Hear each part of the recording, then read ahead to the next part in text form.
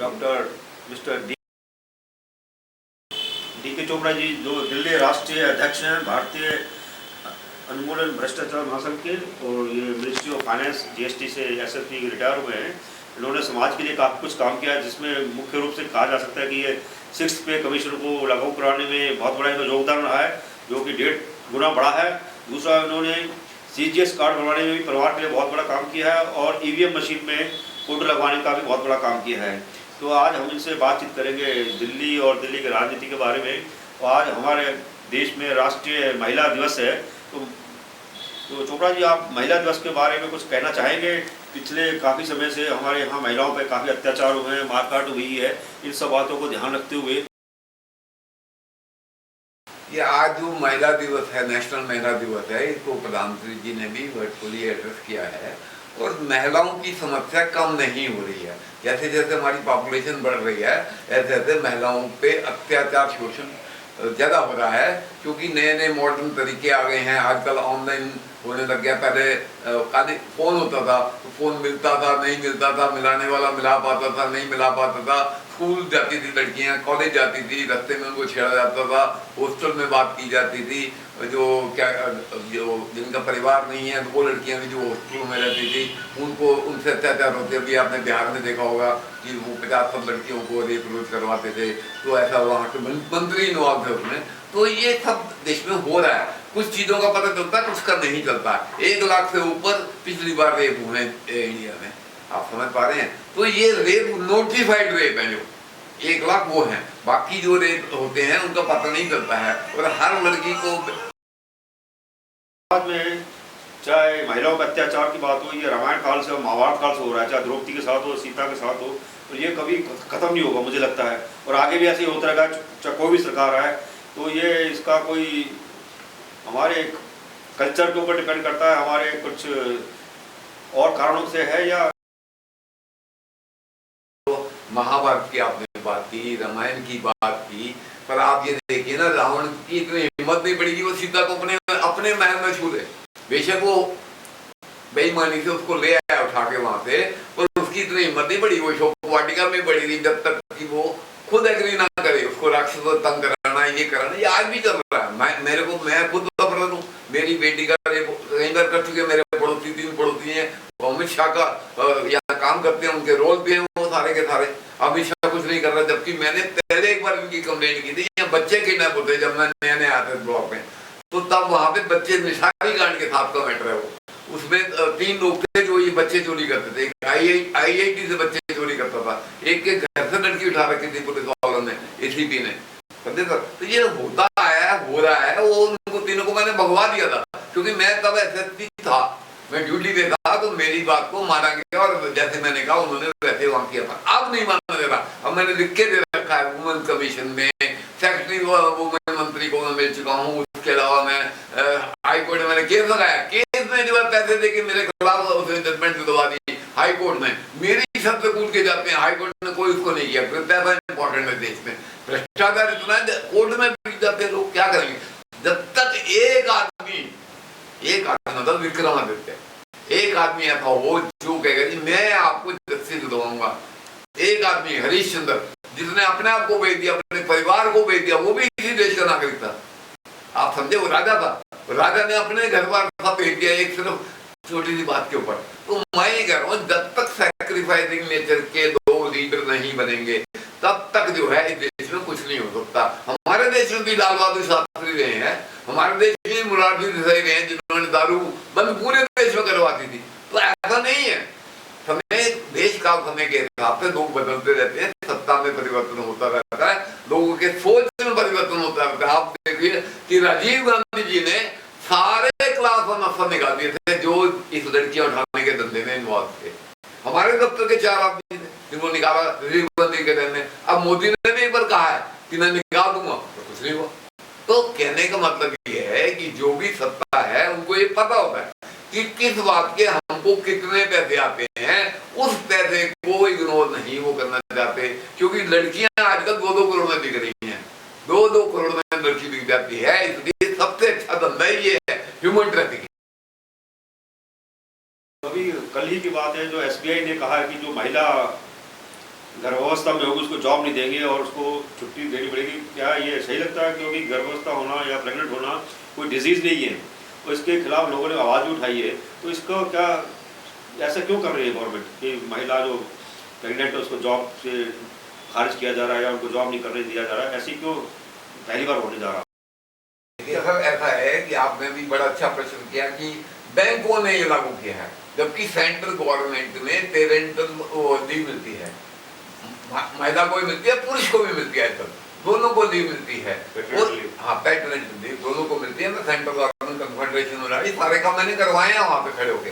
हाँ, अभी भी देखिए, जिस मेरी बेटी की बात कर रहा था, गाँव मिर्ची में है, वहाँ पे सारी महिलाओं को ये कह दिया गया कि आप शादी नहीं करेंगी, अगर शादी करेंगी तो आपको हम ड्यूटी पे नहीं रखेंगे। मेरी बेटी को 11 महीने हो गए, वो सर्विस नहीं दे रहे, विम्सी ग्राउंड पे कह रहे जी आप 1 साल आए नहीं और 1 साल वो सर्विस देते थे। आप बात समझे? उसकी सारी मैंने कंप्लेंट कर रखी है, सेंट्रल यूनियन कमीशन में, ह्यूमन राइट कमीशन में, वुमेन कमीशन, सारे मोदी के गोदाम है।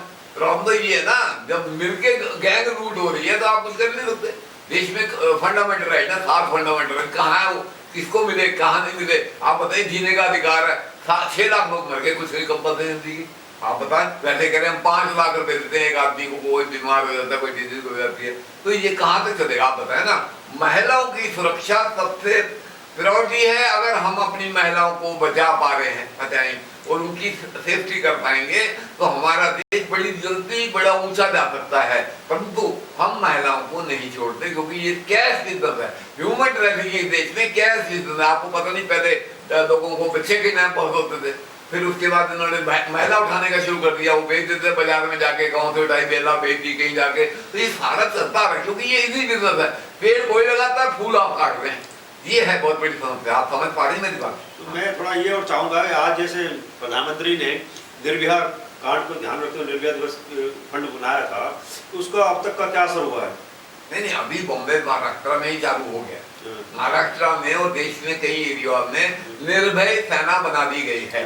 निर्भय फंड भी 2 तरह का है, एक निर्भय फंड उनके जो माँ बाप के थ्रू खर्च हुआ है, एक निर्भय फंड जो स्टेटों को अलॉट किया गया था, वो करीब 2-4 करोड़ उससे था। अब नहीं मालूम उसकी क्या स्टेटस है, पर उस टाइम में था। और अब आज ही टीवी पे आ रहा है कि उन्होंने लेडीज तैयार करी है, इतनी स्ट्रॉन्ग लेडीज जो व्हाइट सिविल ड्रेस में रहेंगी और महिलाओं के कॉलेज स्कूल जहाँ भी ईव टीचिंग का बिजनेस होता है वो बंद होगा। और मैं इंश्योर करूंगा आने वाले टाइम में, अगर मेरे को कभी भी सत्ता प्राप्त हुई तो मैं इंश्योर करूंगा कि एक भी महिला को कोई तंग नहीं करेगा। महिला भी देश की नागरिक है, वो भी एक वोट का अधिकार रखती है, तो उसके राइट भी बराबर होने चाहिए। और मैं इंश्योर करूंगा कि एक आदमी जो है महिला के बारे में जो भी पूरी बात। और ये भी एक प्रॉब्लम है कि सरकार जो है महिलाओं का चार्ज लगा के आपको उल्टी सीधी सजाएं दे देती है। ये बहुत सीरियस मैटर है। पुलिस का बिजनेस ये बन गया है, कोई नहीं मानता कहना तो आपके खिलाफ चार्ज लगा देगी पुलिस की, आपने उस महिला को छेड़ा। मेरी अपनी पड़ोसन कह चुकी है कि मैं उसका रेप किया, रेप करने का प्रयास किया और कपड़े फाड़े। पुलिस वाला नहीं माना, उन्होंने देखा वीडियो निकाल के, सारे करने आता हमारे वीडियो लगे, देखा, उसके बाद तो भाग गए। तो मैं बता रहा हूँ लोगों का ये बिजनेस बन गया है, ये शॉर्टकट है। देखिए, मैं ये कहना चाहूँगा जैसे इस गवर्नमेंट ने महिलाओं को डिफेंस सर्विस में बहुत अच्छा मौका दिया है, एयरफोर्स में, आर्मी में, और उनको हाई रैंकिंग पे जाने का मौका दिया है। अभी हाल ही में 26 जनवरी को महिलाओं ने पायलट के तौर पे काफ़ी प्रदर्शन किया है। तो क्या लगता नहीं कि महिलाएं बहुत तरक्की कर रही हैं और आने वाले समय और ज़्यादा तरक्की करेंगी? नहीं, तरक्की आप किसको कहते हैं? रेप कराओ तरक्की करो, ये मौका मिल रहा है? मौका नहीं मिल रहा है, आपको पता ही नहीं। फिर सेंट्रल गवर्नमेंट में मेरी माँ अपना रेप करवाती थी, मेरी बेबी का रेप होता था, उसके बाद अब मेरी बेटी उठाने में लगे हैं। ये खानदानी चल रहा है। सेंट्रल गवर्नमेंट की नौकरी उसी ऑफिसर को मिलती है जो अपनी माँ बहन बेटी से रेप करवाता है, नहीं तो उसको भ्रष्टाचार अलाउड नहीं है। भ्रष्ट लोग जितने भी हैं वो यही धंधा करते हैं। आपको नहीं पता है, मैंने अपनी आंखों से देखा, हजारों कंप्लेंट मेरे पास पेंडिंग है। क्यों तंग किया जा रहा है मेरी बेटी का, बताओ। सेंट्रल गवर्नमेंट नौकरी करती है ना, अभी आपसे सामने बात कर रहा हूँ, 11 महीने हो गए, उसको सैलरी नहीं दी गई है। हाँ, और मंत्री ने खुद कहा कि मतलब इसको कर दीजिए, इस पर हानि करे। उसका नाम है स्मृति ईरानी। मैं स्मृति ईरानी के फैक्ट्री को मिल चुका हूँ। उसने मेरी बेटी की टे उसी दिन से बंद करा दी जिस दिन मैं उसको मिला हूँ। 14 मार्च की बात है, पिछले साल की। अभी जो हाल में इलेक्शन हो रहे हैं यूपी में, पंजाब में, उत्तराखंड के 5 स्टेट्स में, महिलाओं को अच्छा प्रतिनिधित्व दिया जा रहा है, टिकटें आपको अच्छे तौर पे दी जा इलेक्शन रही के है। बारे में क्या पता था?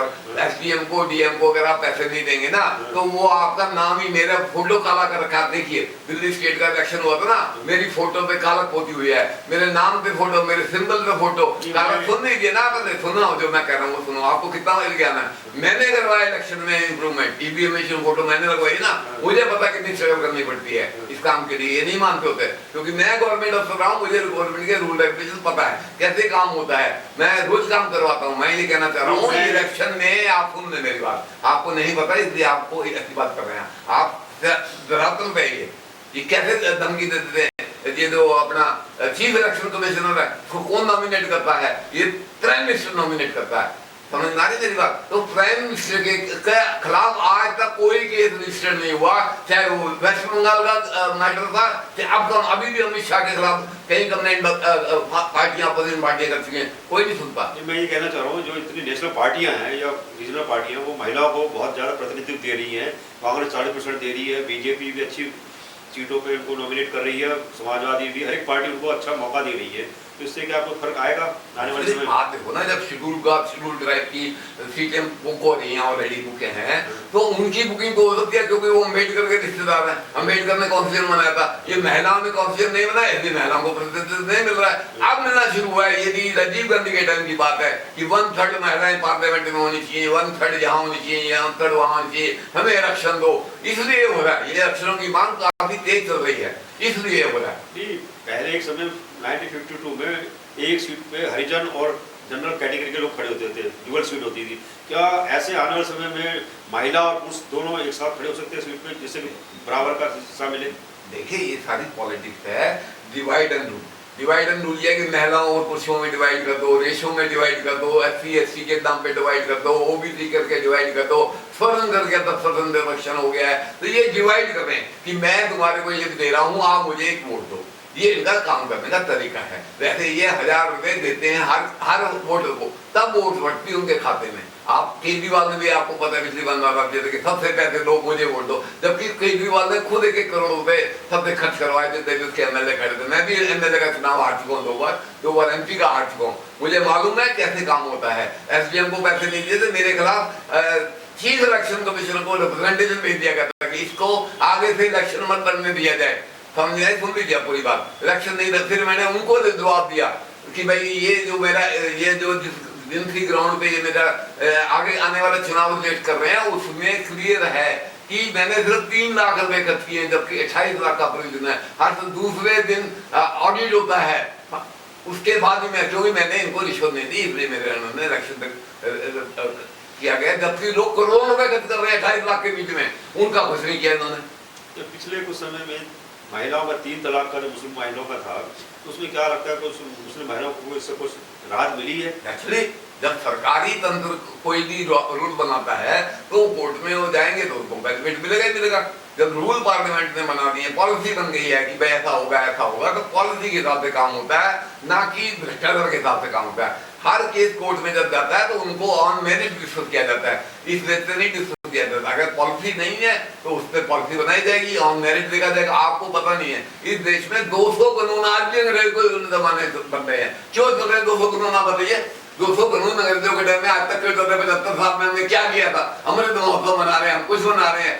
हम कहते हैं हम 130 करोड़ के प्रधानमंत्री हैं, आप 130 करोड़ को लूटने वाले प्रधानमंत्री हैं। आपने एक अभी तक वैक्सीन नहीं लगाई, जबकि 33,000 करोड़ रुपए आपको पार्लियामेंट ने बात कर दी। आपने बीच में बंद कर दिया कि मैं नहीं लगाऊंगा, सीटें लगाई। आप हैं कौन?